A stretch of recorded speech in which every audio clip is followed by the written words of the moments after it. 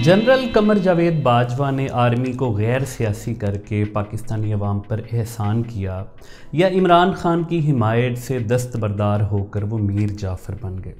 वो कादियानी ख़ानदान से ताल्लुक़ रखते हैं। उनके ससुर मेजर जनरल एजाज़ अमजद ने बुढ़ापे में अपनी ही अहलिया से दोबारा निकाह क्यों करवाया? उनके वालिद कर्नल मोहम्मद बाजवा रबवा में सपुर्दे खाक हैं। भारतीय जर्नैल जनरल बुकरम सिंह के साथ उन्होंने किस जगह मिलकर ड्यूटी सर अंजाम दी? इन्हें आर्मी चीफ बनने से रोकने के लिए किन जर्नैलों ने जनरल बाजवा के ख़िलाफ़ मजहबी कार्ड इस्तेमाल किया और उनके आर्मी चीफ बनने की मुकम्मल कहानी क्या है? प्रोजेक्ट इमरान का हिस्सा बनना क्या उनकी मजबूरी थी? बतौर सियासी जर्नल उन्होंने क्या कारनामे सर अंजाम दिए? जनरल बाजवा की मदा सराई में क्या क्या सदाएं बुलंद हुईं? नवाज शरीफ की हुकूमत ख़त्म करके उन्हें कैसे जेल में डाला? और सबसे बढ़कर 2018 का इलेक्शन कैसे चोरी किया गया? इन तमाम हक़ाइक़ को जानने के लिए हमें जनरल बाजवा की ज़िंदगी के गुमशुदा औराक में झांकना पड़ेगा। जुस्तजू में आज का सफ़र बहुत दिलचस्प और हैरान कुन होने वाला है।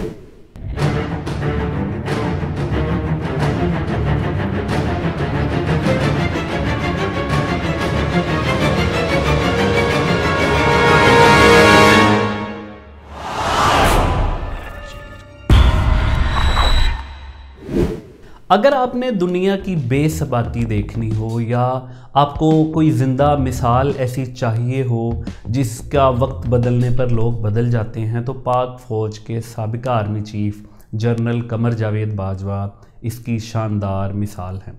वो अच्छे थे या बुरे, पाकिस्तान के सबसे शानदार आर्मी चीफ थे या उनकी कारकर्दगी सबसे नाकिस रही? इस हवाले से पाकिस्तान के हर सियासतदान ने हर दो किस्म के बयानात अपने 32 दांतों में से निकाले। कभी वो इमरान खान की नज़र में जमहूरियत की मिसाल थे और औरिया मकबूल जान जैसे सहाफ़ी उनको ख्वाब में हुज़ूर सल्लल्लाहु अलैहि वसल्लम के साथ देखा करते थे कि उनको पाकिस्तान की सिपा सालारी बारगाह रिसालत से इनायत की जा रही है। लेकिन फिर वही जनरल बाजवा इमरान खान को मीर जाफ़र और जानवर लगने लगे और वही औरिया मकबूल जान तो इस हद तक निकल गए कि उन पर तौहीन रिसालत का इल्ज़ाम तक आयद कर दिया।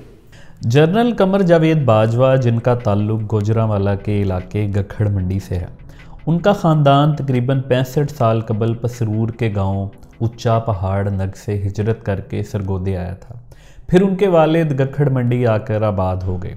उनके वालिद कर्नल मोहम्मद इकबाल बाजवा ने 1965 की जंग में हिस्सा लिया।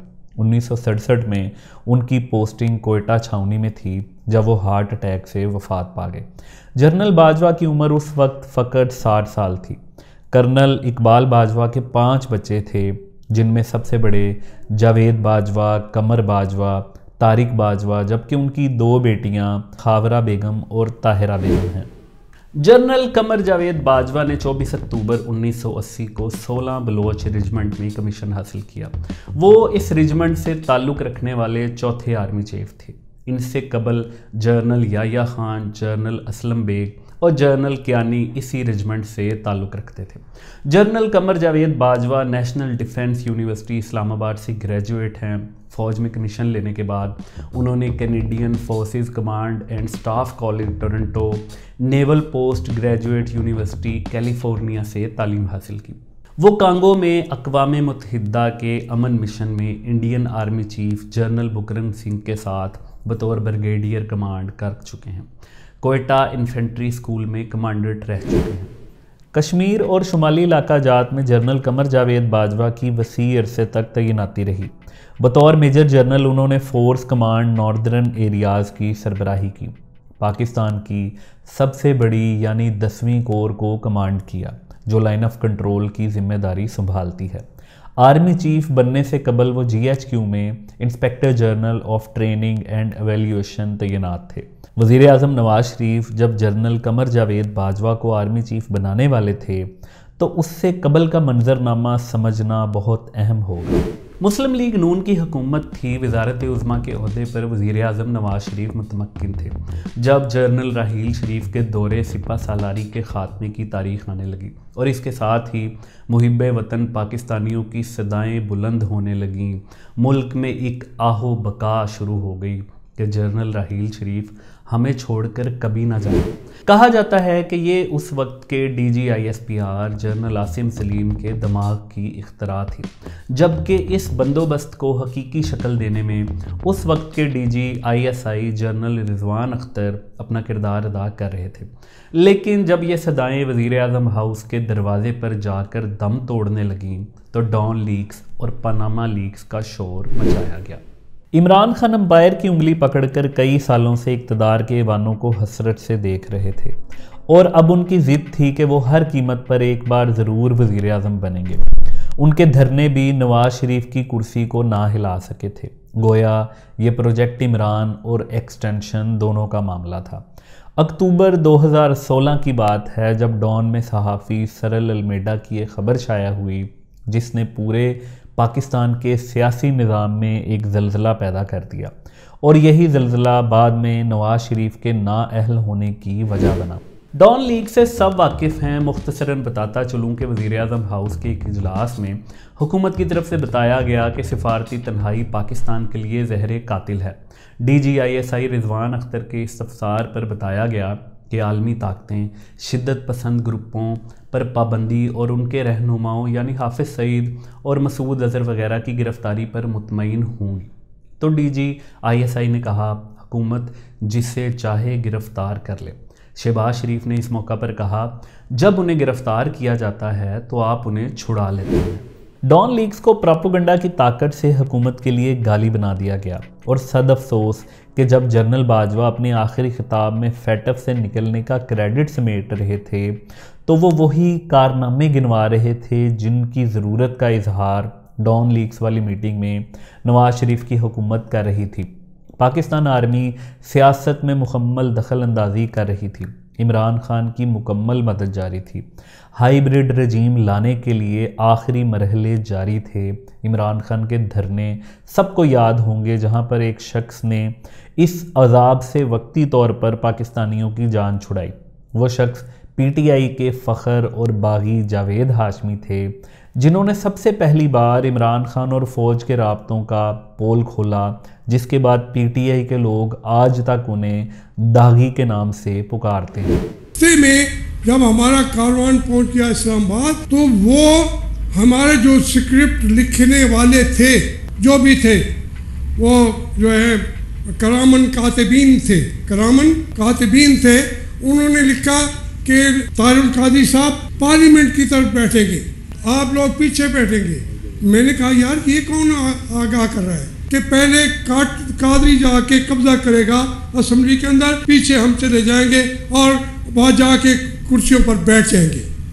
کہ میں جسٹس ناصر الملک کا جو انہوں نے کہا، عمران نے مجھے کہا کہ جو یہ تصدق جیلانی ہے یہ چلا جائے گا اور اس کے بعد آ جائے گا ناصر ملک، یہ اسمبلیاں ڈیزالو کر دی جائیں گی، 90 دن کے اندر الیکشن ہوں گے اور حکومت سپریم کورٹ کے پاس ہوگی اور پھر ہم جیتیں گے۔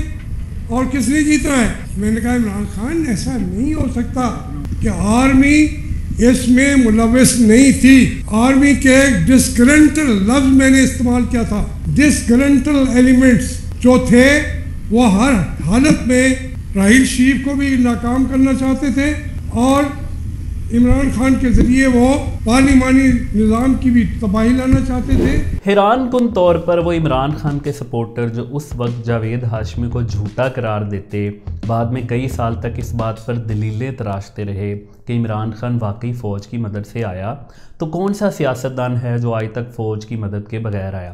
اور فوج بھی تو پاکستان کی ہے۔ دوسری طرف جنرل قمر جاوید باجوہ کا فوجی حلقوں میں غیر سیاسی جرنیل کا تعارف کروانے کا سلسلہ جاری تھا۔ ان کی رحم دلی اور اصول پسندی کے قصے سنائے جا رہے تھے، اور اب تو یوں لگتا ہے کہ یہ ایک سوچا سمجھا منصوبہ تھا، ایک طریقہ کار تھا، ایک پیٹرن تھا، تاکہ نواز حکومت کو یہ میسج دیا جائے کہ وہ سیاست سے دور رہیں گے اور انہیں آرمی چیف بنایا جائے وہ بہترین امیدوار۔ 2014 میں عمران خان کے دھرنے کے موقع پر general Qamar Javed Bajwa corps commander Rawalpindi تھے۔ انہوں نے اس دوران ایک غیر سیاسی جرنیل کے طور پر خود کو نیوٹرل رکھا اور نواز شریف کو یہ پیغام دیا کہ وہ غیر سیاسی ہیں یا کم از کم مسلم لیگ نون کے حامی ضرور ہیں۔ جنرل باجوہ کے سسر میجر جنرل اعجاز امجد کے شریف خاندان سے قریبی تعلقات تھے۔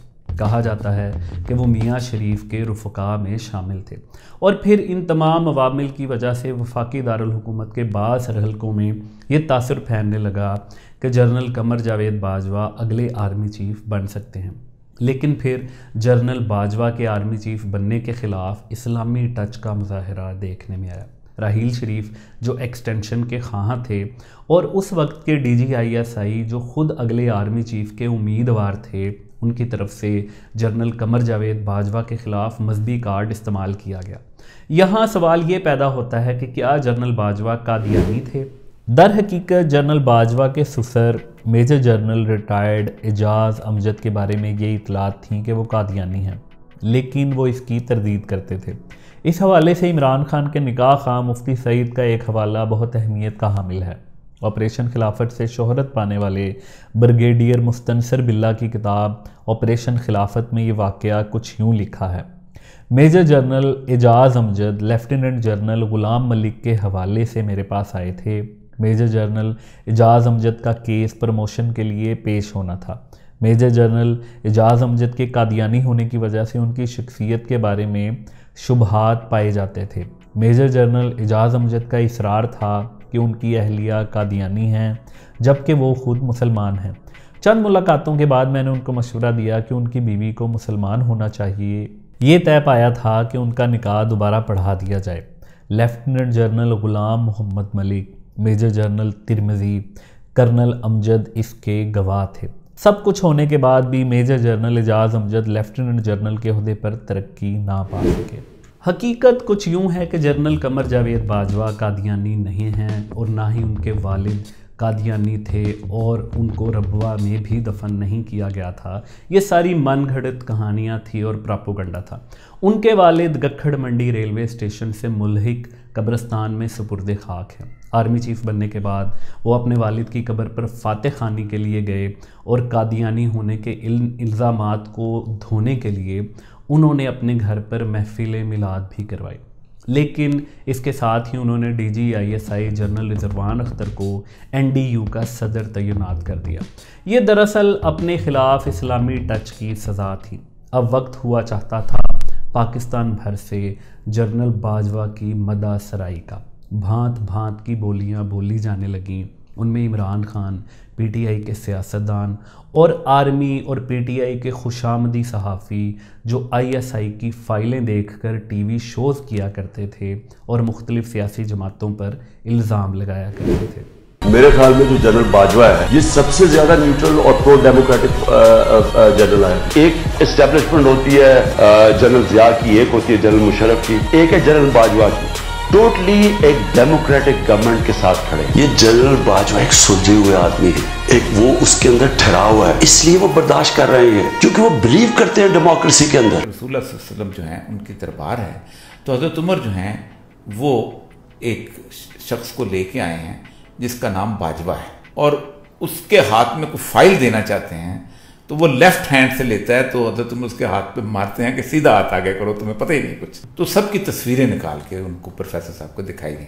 یہ باجوہ صاحب کے آرمی چیف بننے سے 4 سال پہلے کی بات ہے۔ تو اس پہ ہوا یہ کہ انہوں نے کہا یہ باجوہ ہے، یہ میں نے دیکھا خواب۔ ان کا مطلب یہ ہے کہ جو فوج ہے نا پاکستان کی، وہ ایک بیسیکلی کسٹوڈین ہے تھوڑی سی، تو شاید آپ کو ذمہ داری، آپ چیف آف آرمی اسٹاف بن جائیں۔ تو باجوہ صاحب کھلکھلا کے ہنسے، کہتے ہیں میرے اوپر یہ بلان بندہ ہے، یہ بندہ ہے، میں 4تھے نمبر پہ آتا ہوں، میں تو سوچ بھی نہیں سکتا، اور میرا تو کوئی سفارشی بھی نہیں ہے۔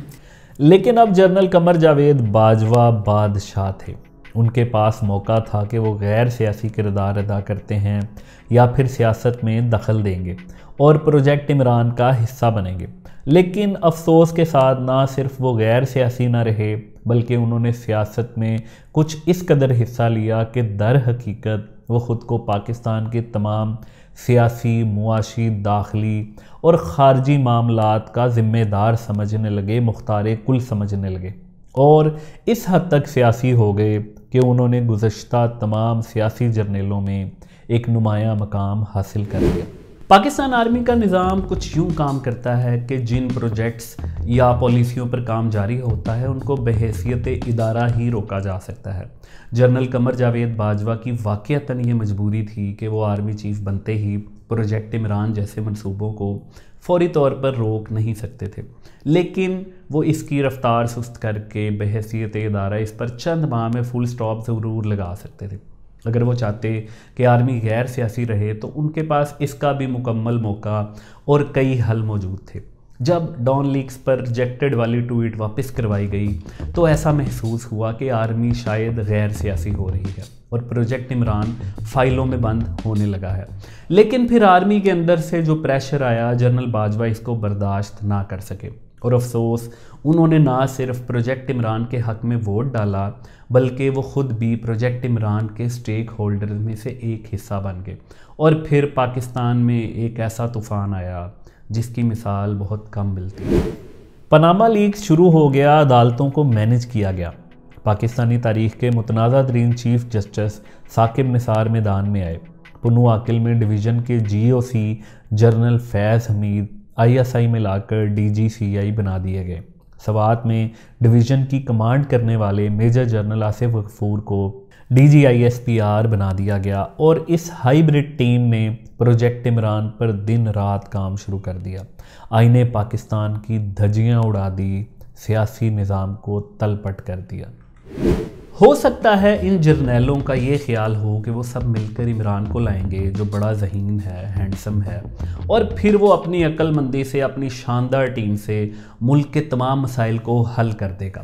جب عوام کو سکون ملے گا تو وہ بھی ہائیبرڈ رجیم کے گن گانے لگیں گے، یہ کشتی پرسکون پانیوں میں تیرتی رہے گی، راوی سکون لکھتا رہے گا۔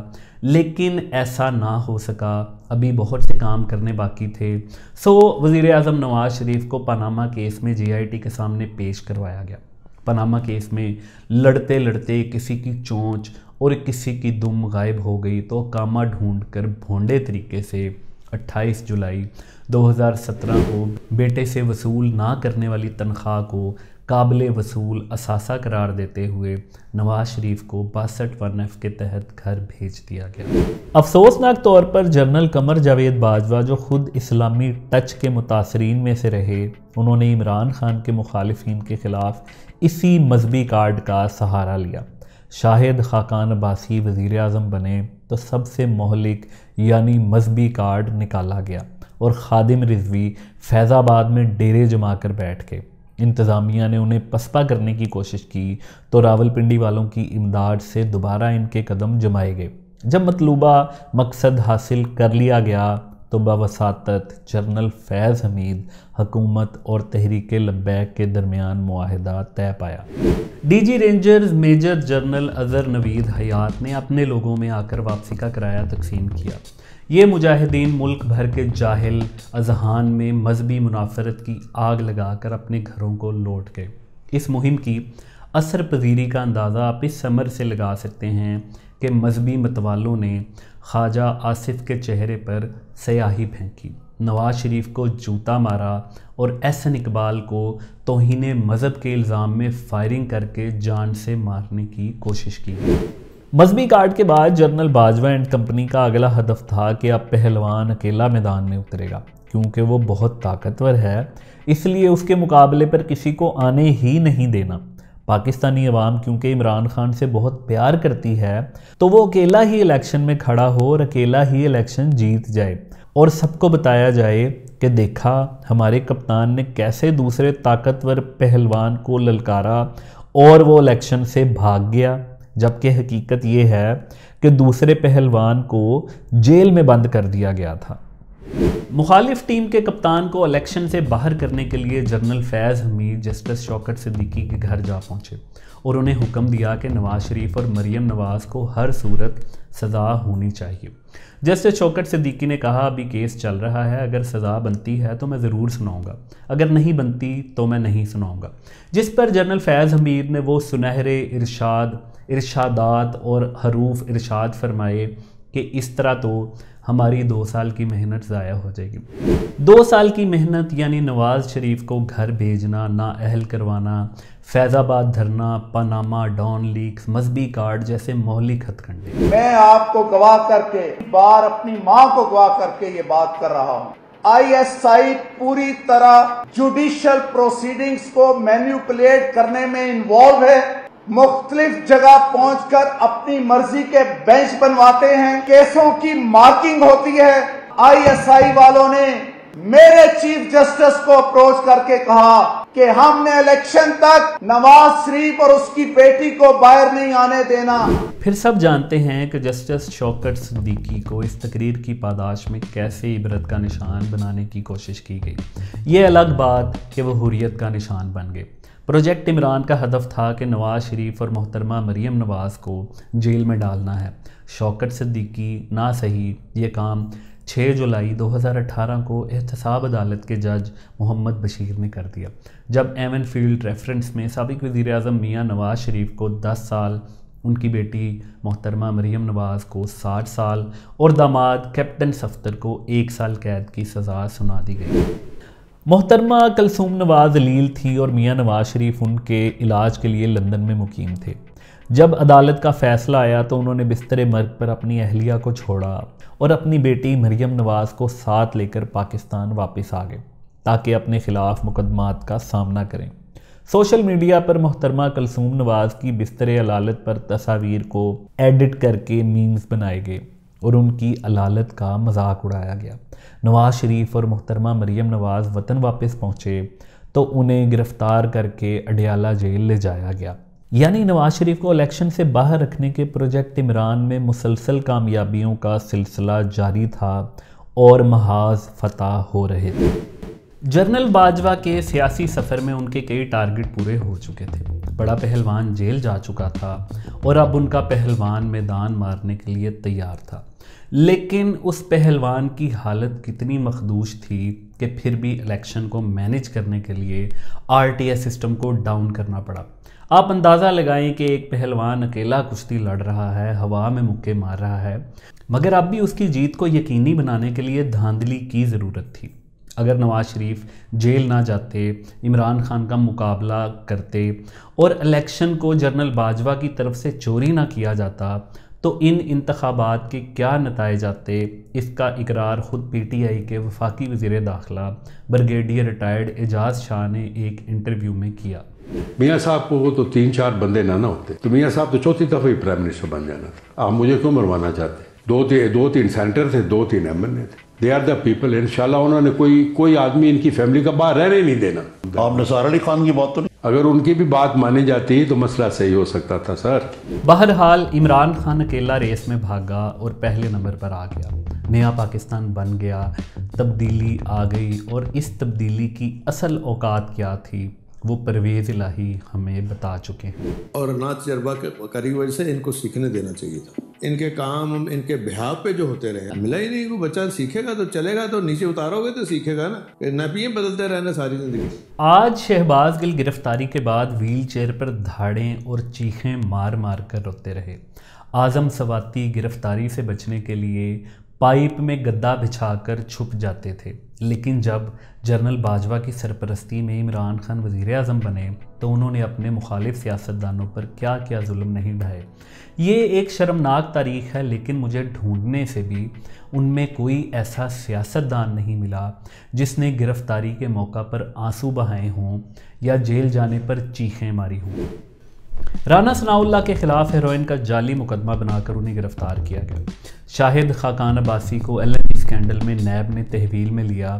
خواجہ سعد رفیق اور خواجہ سلمان رفیق کو گرفتار کیا گیا۔ احسن اقبال قید میں رہے۔ محترمہ مریم نواز شریف اور حمزہ شہباز شریف نے طویل عرصہ قید و بند کی صعوبتیں برداشت کی۔ میاں شہباز شریف، خورشید شاہ، فریال تالپور اور سابق صدر آصف علی زرداری کو گرفتار کیا گیا۔ یعنی ہائیبریڈ رجیم عمران خان کی حکومت کو کامیاب کروانے کے لیے آخری حد تک چلی گئی، لیکن عمران خان کا انتقامی جذبہ ٹھنڈا ہونے کا نام ہی نہیں لے رہا تھا جب انہوں نے امریکہ کے دورے پر نواز شریف کے AC اتروانے کا اعلان کر دیا۔ نواز شریف کہتے ہیں جی میں کھانا گھر سے منگواؤں گا، کھانا اچھا نہیں ہے جیل کا، پھر کہتے ہیں جی ایئر کنڈیشن لگا دو جیل میں، اب ٹی وی چاہیے جیل میں۔ اگر ہم نے آپ کو جیل سزا کے لیے بھیجا ہوا ہے تو جس طرح کہ یہ جیلوں میں رہ رہے ہیں، اس سے یہ تو سزا نہیں ہے۔ تو میں آپ سب کو آج واشنگٹن کے واپس جا کے میں یہ ٹی وی شی وی تو جیل سے نکالوں نا، میں ایئر کنڈیشن بھی نکالیں جیل سے۔ پروجیکٹ عمران 10 سال کا تھا تو اسی منصوبے کے تحت نومبر 2019 میں جنرل باجوہ کی رخصتی سے 3 ماہ 10 دن قبل ہی عمران خان کی طرف سے انہیں مدت ملازمت میں مزید 3 سال کی توسیع دے دی گئی۔ طاقت کی جنگ بہت شفاف ہوتی ہے، محلات کی غلام گردشوں اور راہداریوں میں نہ جانے کتنی آوازیں گم ہو جاتی ہیں، اور جنرل باجوہ کو ایکسٹینشن دیے جانے پر ایسی ہی ایک آواز سینئر موسٹ جرنیل یعنی جنرل باجوہ کے ریٹائرڈ ہونے کے بعد ممکنہ آرمی چیف لیفٹیننٹ جنرل سرفراز ستار کی تھی، جن کو مبینہ طور پر جنرل باجوہ کی طرف سے بچوں سمیت گھر پر نظر بند کر دیا گیا، اور اسی جبری حراست کے دوران ان کا بیٹا MBBS کے امتحانات بھی نہ دے سکا۔ ایک ریٹائرڈ میجر جنرل ظفر مہدی کے بیٹے حسن عسکری کو صرف اس پاداش میں لاپتہ کر دیا گیا کہ انہوں نے اپنا جمہوری حق استعمال کرتے ہوئے ایک محب وطن پاکستانی کے طور پر جنرل قمر جاوید باجوہ کے ایکسٹینشن لینے کے خلاف انہیں ایک تنقیدی خط لکھ ڈالا، انہیں ریٹائرڈ ہونے کا مشورہ دیا اور ان کی ایکسٹینشن کو پاکستان آرمی کے خلاف برا شگون قرار دیا۔ حسن عسکری کو لاپتہ کر دیا گیا۔ میجر جنرل ریٹائرڈ ظفر مہدی نے اسلام آباد ہائی کورٹ میں پٹیشن دائر کی تو اس نوجوان کو 5 سال قید کی سزا سنا دی گئی، لیکن اب وقت آ گیا تھا جنرل باجوہ کے پروجیکٹ عمران سے لا تعلقی ظاہر کرنے کا، اور یہ روداد بھی سننے سے تعلق رکھتی ہے۔ عمران خان نے لاکھوں گھروں، کروڑوں نوکریوں، IMF کا قرضہ منہ پر مارنے، غیر ملکیوں کو نوکریاں دینے جیسے وعدے کر رکھے تھے، مگر حکومت میں آنے کے بعد وہ لنگر خانوں میں قورمے کی پلیٹیں ہاتھ میں پکڑے نظر آئے۔ وزیر اعظم ہاؤس کی کاریں بیچ دیں، نئی کاریں خریدنے کے آرڈر دے دیے گئے اور خود ہیلی کاپٹر سے نیچے اترنے کا نام نہ لیا۔ دوست ممالک کے تحائف بیچنے لگے، معیشت کی تباہی، پاکستانی عوام کی بدحالی کی کہانیاں آپ کو جستجو کی عمران سیریز کی آنے والی ایک ساتھ میں ضرور مل جائیں گی، لیکن یہ جنرل باجوہ کے لیے ایک شوق تھا۔ ان کا شاید خیال ہوگا کہ سب مل کر ملک چلائیں گے اور پاکستان ترقی کرے گا، انہیں بھی آئین کی دستاویز مشرف کی طرح ردی کی ٹوکری میں پھینکنے کے قابل ہی لگتی ہوگی، لیکن شاید اب انہیں اندازہ ہو رہا تھا کہ جو اپنا ایک گھر نہیں چلا سکتا وہ ملک کیسے چلائے گا۔ مگر ابھی عمران خان کی طرف سے جنرل باجوہ کے ساتھ کیا سلوک ہونے والا تھا اس کے وہم و گمان میں بھی نہیں تھا۔ پاکستان کی تمام اپوزیشن جماعتوں کی طرف سے جنرل باجوہ اینڈ کمپنی کی با ادب نقاب کشائی شروع ہو چکی تھی۔ پڑھے لکھے، مہذب، سلجھے، آئین کا احترام کرنے والے لوگ تھے، اس لیے محکمہ زراعت، خرائی مخلوق، لڑکی کے بھائی جیسی ادبی اصطلاحات سے ہائیبرڈ رجیم پر تنقید کا آغاز کر رہے تھے۔ نواز شریف پلیٹلیٹس کے بہانے اپنی جان بچا کر پاکستان سے بھاگ چکے تھے، ورنہ شاید آج وہ بھی بھٹو کے ساتھ کہیں بیٹھے پاکستان کے سیاسی منظرنامے پر دکھ سکھ کر رہے ہوتے۔ جنرل باجوہ کے سسر میجر جنرل اعجاز امجد اور دیگر کے ذریعے لندن میں میاں نواز شریف سے گفت و شنید کا سلسلہ بھی ساتھ ساتھ جاری تھا۔ مختلف آپشنز پر غور ہو رہا تھا، لیکن پھر ایک ایسا موقع آیا جب نواز شریف نے سامنے آنے اور سب راز کھولنے کا اعلان کر دیا۔ مقصد صرف یہ تھا کہ آرمی کو سیاست میں دخل نہیں دینا چاہیے، جنرل باجوہ کی طرح الیکشن چوری کرنا غلط تھا، منتخب حکومت کو گھر بھیجنا غیر آئینی تھا، سینٹ الیکشن کو مینج کرنا غیر جمہوری تھا۔ مگر اس کے علاوہ پاکستان جس تباہی کی دلدل میں جا رہا ہے، اس تجربے کے جو نتائج سامنے آ رہے ہیں، اس کے بعد اب یہ سلسلہ بند ہو جانا چاہیے۔ اپوزیشن جماعتوں نے مشترکہ اتحاد بنا لیا تھا جس کے تحت جلسوں کا اعلان کیا گیا، اور پھر پہلا جلسہ گجرانوالہ میں 16 اکتوبر 2020 کو ہوا، جہاں پر میاں نواز شریف کی تقریر نے جنرل باجوہ اینڈ کمپنی کو بہت کچھ سوچنے پر مجبور کر دیا۔ جنرل قمر جاوید باجوہ صاحب، یہ سوغات آپ ہی کی دی ہوئی ہے، آپ ہی اس مصیبت کی ماری قوم کی پریشانیوں کا موجب ہیں۔ जनरल कमर जावेद बाजवा साहब, आपने हमारी अच्छी भली चलती हुकूमत को रुखसत करवाया और मुल्क और कौम को अपनी ख्वाहिशात की भीड़ चढ़ाना। मेंबरान पार्लियामेंट की खरीदो फरोख्त, जिससे हम अरसा दराज से जान छुड़ा चुके थे, दोबारा आपने शुरू करवाई। जजों से जोर जबरदस्ती से फैसले आपने लिखवाए। इंसाफ करने के जुर्म में जस्टिस शौकत अजीज सिद्दीकी और काजी फाइज ईसा के खिलाफ तमाम इकदाम आपके इमाम पर किए गए। आपने इलेक्शनों में अवाम के इंतखाब को रद्द करके अपनी मर्जी का नाअहल तोला इस कौम पर मुसल्लत किया। नतीजे में होने वाली बर्बादी के भी आप ही जिम्मेदार हैं। जनरल बाजवा साहब, जवाब आपको ही देना पड़ेगा। आपको जनरल फैज, ये सब कुछ आपके हाथों से हुआ है, जवाब भी आपको देना होगा। ये फैसले का वक्त था और जनरल बाजवा अपने तौर पर ये समझ चुके थे कि हुकूमत चलाना उन्हीं का काम होता है जो इस काम के माहिर होते हैं। प्रोजेक्ट इमरान एक नाकामी थी, एक ब्लंडर था और अब जनरल बाजवा को इस गलती को सुधारना था। यहाँ ये बात तस्लीम करने में कोई हर्ज नहीं कि पाकिस्तान की तारीख में बहुत से जर्नैलों ने आइन तोड़ा, गैर जमहूरी इक़दाम किए और फिर रिटायर्ड होकर बाइज़्ज़त ज़िंदगी गुजारी, दुबई के क्लबों में कमर लचकाते रहे या बैरून मुल्क शानदार ज़िंदगी गुजारी, लेकिन अपने फ़ैसलों पर कम अज़ कम मीडिया पर ज़रूर डटे रहे। जनरल बाजवा के पास दो रास्ते थे, जैसे चल रहा है चलने दें, रिटायरमेंट लें, घर जाएं और सारी ज़िंदगी पेड सहाफ़ियों और दानिशवरों से अपनी मदासराई सुनते रहें। ये महफूज रास्ता था जो आज तक जनरल अयूब से लेकर जनरल मुशर्रफ तक सब ने अपनाया था। दूसरा रास्ता ये था कि उन्होंने जो गैर जमहूरी इक़दामात किए अब उनको रिवर्स करें, कफ़ारा अदा करें और सबसे बढ़कर कोई ऐसा इक़दाम कर दें कि अब आर्मी बहैसियत इदारा कभी सियासत में दखल अंदाजी ना करे। ये सितंबर 2021 की बात है जब जनरल बाजवा ने पहली बार आर्मी के मोस्ट सीनियर जर्नल्स के सामने ये आइडिया रखा कि अब आर्मी को सियासत से दूर हो जाना चाहिए। जैसा कि मैंने पहले बताया, आर्मी बहैसियत इदारा काम करती है, इसलिए इस थॉट पर काम शुरू कर दिया गया। ये पाकिस्तान का मुनज़्ज़म तरीन इदारा है जहाँ चेन ऑफ कमांड का एक निज़ाम राइज है। अगर पाकिस्तान आर्मी सियासत में दखल ना दे तो ये दुनिया की प्रोफेशनल और काबिल तरीन सिपाह में से एक है। जनरल कमर जावेद बाजवा ने माह सितंबर में इस डिस्कशन का आगाज़ किया और ये अगले 6 माह तक चली और इसका अंजाम क्या हुआ, और इससे पहले एक दूसरा मंजरनामा आपके सामने पेश करना चाहूँगा। मियां नवाज शरीफ की अक्टूबर 2020 की तकरीर की वजह दरअसल ये थी कि जनरल बाजवा के ससुर और दीगर मीडिएटर्स के साथ लंदन में मियां नवाज शरीफ और जनरल बाजवा के नुमाइंदों के दरमियान एक डील हुई थी जिसमें नवाज शरीफ ने ये मुतालबा किया कि आर्मी गैर सियासी हो जाए, इमरान खान की हिमायत बंद की जाए, जिसके नतीजे में अदम एतमाद की तहरीक लाई जाएगी और फिर शफाफ इलेक्शन होंगे। जनरल बाजवा के नुमाइंदे की तरफ से हामी भरी गई और फिर जून 2020 तक का वक्त ले लिया गया।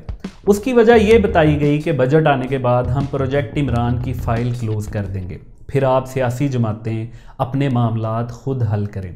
इसी डील के नतीजे में वीवर्स को याद होगा कि लंदन जाने के बाद नवाज शरीफ और मरीम नवाज शरीफ कई माह तक पूरे इसरार तौर पर चुप रहे थे, उन्होंने कोई बयानबाजी नहीं की थी, लेकिन जनरल बाजवा एंड कंपनी ने अपना वादा पूरा ना किया। जून गुजर गया मगर प्रोजेक्ट इमरान की फ़ाइल बंद ना की गई तो जनरल बाजवा की इस वादा खिलाफ़ी के ख़िलाफ़ नवाज शरीफ ने अक्टूबर 2020 में गुजरांवाला से नई तहरीक का आगाज़ कर दिया। अब लंदन में खुफिया मुज़ाकरात के एक और दौर का आगाज़ हुआ। रोज़नामा नई बात में इस हवाले से मैंने एक कॉलम लिखा, इसमें बताया कि नवाज शरीफ की तरफ से लंदन में ये शराइत रखी गई हैं कि टीवी पर आकर अपने सियासी किरदार का एतराफ़ करो, इलेक्शन चोरी करने पर पूरी कौम से माफ़ी मांगो और आइंदा कभी सियासत में दखल ना देने का वादा करो। PTI के सपोर्टर सहाफ़ी दोस्तों से इस कॉलम के मंदरजात पर बात हो रही थी तो प्रोपेगेंडा के ज़ेरे असर इन सहाफ़ियों ने मेरी इस खबर पर ऐसे रद्द अमल दिया जैसे मैंने इस सदी का सबसे बड़ा लतीफ़ा सुनाया हो, اور اگر ویورز کو یاد ہو تو عمران خان کے دور میں صورتحال کچھ ایسی ہی تھی. عمران خان کی طرف سے انہیں چور اور ڈاکو کہا جاتا تھا، اور وہ تو آج بھی کہا جاتا ہے، جبکہ پاکستانی معصوم عوام کی ایک اکثریت اس پروپیگنڈے کا شکار تھی کہ نواز شریف کی سیاست اب ختم ہو چکی ہے. جنرل باجوہ نے اب آرمی کو غیر سیاسی کرنے کے سفر کا آغاز کر دیا تھا. اس کا پہلا ثبوت انہوں نے گڈ جیسچر کے طور پر مارچ 2021 میں سینٹ الیکشن کے دوران دیا، جب یوسف رضا گیلانی اسلام آباد سے جنرل نشست پر عبدالحفیظ شیخ سے 3 ووٹ زیادہ یعنی 167 ووٹ لے کر سینیٹر منتخب ہو گئے.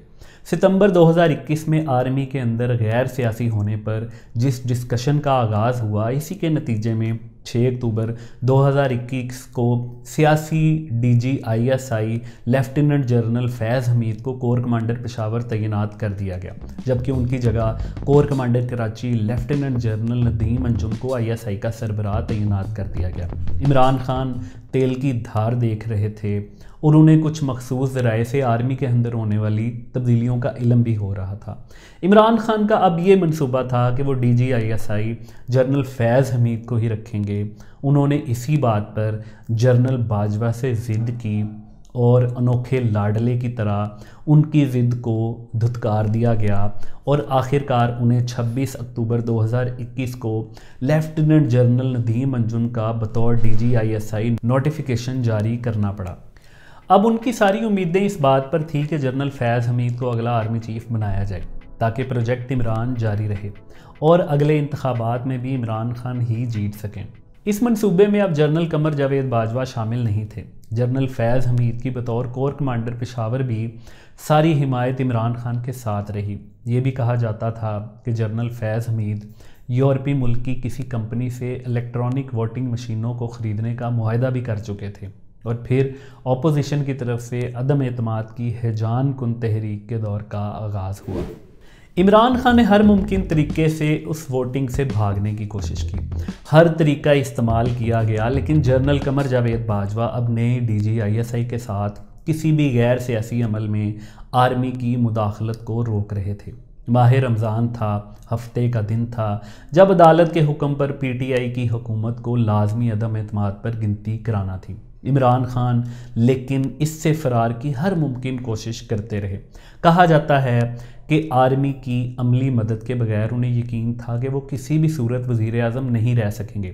عمران خان اس ساری کارروائی کو امریکی سازش قرار دے چکے تھے. اسی بنیاد پر وزیر اعظم پاکستان رہنا چاہتے تھے. آخری حربے کے طور پر وزیر اعظم ہاؤس سے جنرل فیض حمید کو نیا آرمی چیف بنانے کی سمری وزارت دفاع کو بھیج دی گئی، جہاں سے اس کی اطلاع army chief general Qamar Javed Bajwa کو ملی، اور پھر ایک ہیلی کاپٹر وزیر اعظم ہاؤس میں اترا. عمران کو لگا کہ اس ہیلی کاپٹر میں جنرل فیض حمید ان کی مدد کو آنے والے ہیں، پھر یہ سارا عدم اعتماد کا ڈرامہ ختم ہو جائے گا. لیکن ان کی توقعات کے برعکس ہیلی کاپٹر سے کچھ اور لوگ ہی اترے. اس حوالے سے BBC اردو نے ایک تفصیلی خبر شائع کی.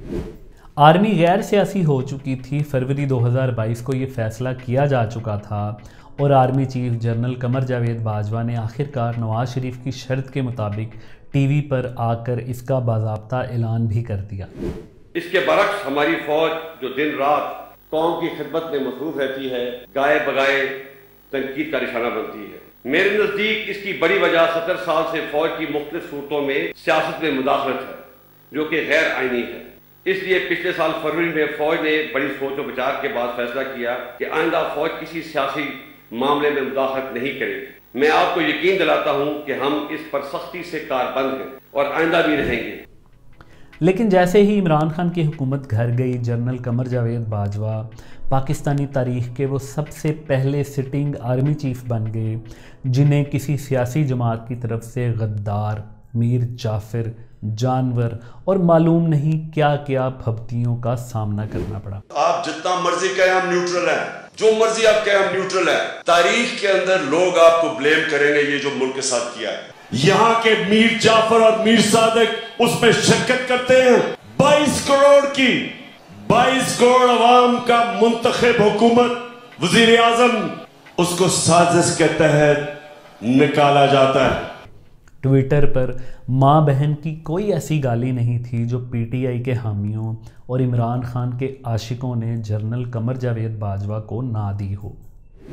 वो जनरल बाजवा जो इमरान की नज़र में पाकिस्तान के सबसे जमहूरी जनरल थे, अब इमरान के उनके बारे में ख्यालात कुछ बदलने लगे। जो मेरी जनरल बाजवा से मेरे 3.5 साल को इतनी बड़ी मेरी कमजोरी, क्योंकि मैं इसको ट्रस्ट कर लेता। जो जनरल बाजवा कहता था मैं कहा हाँ हम दोनों मुल्क के लिए हैं, था कि किस तरह मेरे से धोखे दिए गए, झूठ बोले गए। मुझे आईबी की रिपोर्ट आ रही थी कि गेम चल रही है, नवाज शरीफ से इनकी बातचीत चल रही है, इन्होंने प्लान बना लिया है। खास तौर पर जब फैज को जब हटाया तो उसके बाद इनकी गेम तो चल पड़ी। किसी दौर में मुल्हिद रहने वाले औरिया मकबूल जान को तो इस हद तक आगे जाना पड़ा कि उन्होंने जनरल बाजवा पर तौहीन रिसालत तक का इल्ज़ाम लगाने से गुरेज न किया। उस ख्वाब में एक नेगेटिव चीज थी, उसमें ख्वाब में नेगेटिव चीज थी, बता दी मैंने कि एक हुक्मनामा बंदा उल्टे हाथ से ले रहा है, बड़े कॉलम। इसका मतलब क्या है कि वो तौहीन रिसालत हो रही है वहां पर। प्रोजेक्ट इमरान के तहत वो सहाफ़ी जो सहाफ़त की तजलील करते हुए ISI के सेफ हाउसेस में उनके कहने पर टीवी शोज़ किया करते थे, वो इमरान खान की मोहब्बत में जनरल बाजवा के ख़िलाफ़ बिफर गए और फिर इमरान खान की हिमायत का ऐलान कर दिया। जनरल बाजवा का सियासी किरदार किसी से ढका छुपा नहीं, लेकिन इस बात में कोई दो राय नहीं कि उन्होंने पाकिस्तान आर्मी को सियासत से दूर रखने का ऐलान करके एक कारनामा सरअंजाम दिया है। ये दरअसल पाकिस्तान की तरक्की की मंजिल की पहली सीढ़ी है, क्योंकि पाकिस्तान में आज तक जो नुकसान हुआ इसमें सबसे बड़ी वजह पाकिस्तानी जर्नलों का खुद को अक्ले कुल और सियासत में दखल देना रहा है। ये थी जनरल बाजवा की कहानी। तारीख़ उन्हें किस मकाम पर रखती है, इसका फ़ैसला हम आने वाले वक्त पर रख छोड़ते हैं।